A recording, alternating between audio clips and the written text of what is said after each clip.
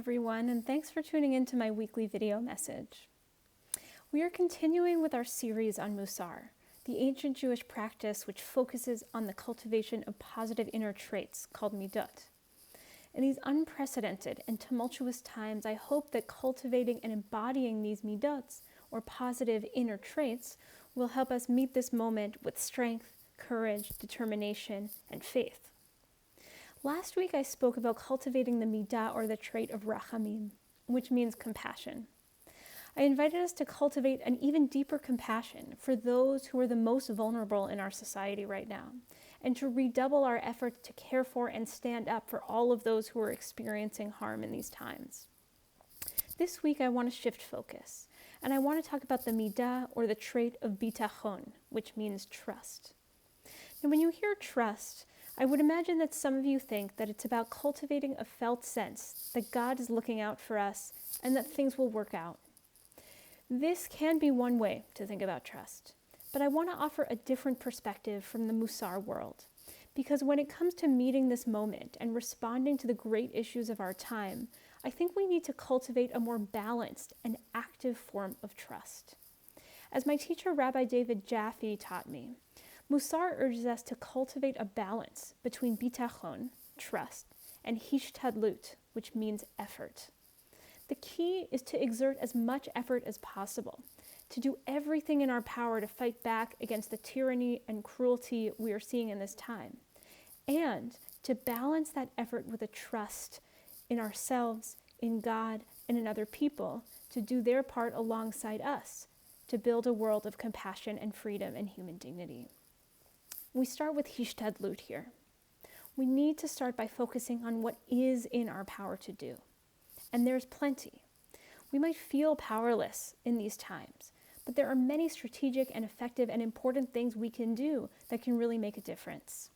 This includes being part of local and state level efforts to make positive change, calling our elected representatives at the national level on a regular, even a daily basis, urging them to take action on the issues that are emerging, funding organizations that are fighting for compassion and freedom and human dignity in the courts, in the streets, and in legislatures, and sharing accurate information about what's happening in these times with family and with friends. All of these are important and strategic and effective things to do for building a world of compassion and human dignity and freedom for us all. And paired with hishtadlut, with our own efforts, we need to cultivate bitachon. We need to cultivate trust. We need to cultivate a sense of trust in ourselves and that our actions matter, that others are acting alongside us, that many of the institutions that are here to serve us are also fighting for our well-being, and that God is giving us the wisdom and strength and tools we need to both persist and to make progress. Because all of these things are happening. All of these things are true. Our actions are mattering profoundly. And there are so many of us here and around the world who are fighting and not giving up on the fight for compassion and freedom and human dignity. There are also so many institutions that are fighting for our well-being.